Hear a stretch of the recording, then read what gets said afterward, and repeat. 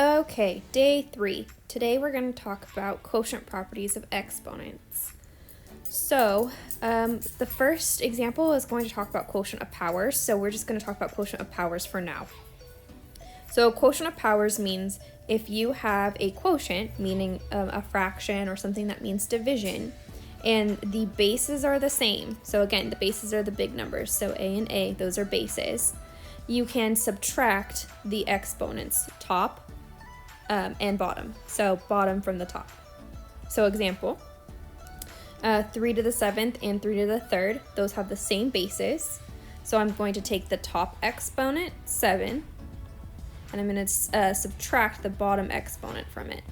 So I get 7 minus 3, which is 4. So let's go into letter A, using that same property that I just discussed. I see that both my bases are the same, and since my bases are the same, I can subtract the exponent.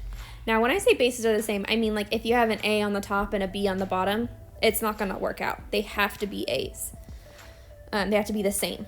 So I get A to the 14th minus 8. And 14 minus 8 is 6. So A to the 6th power is my answer.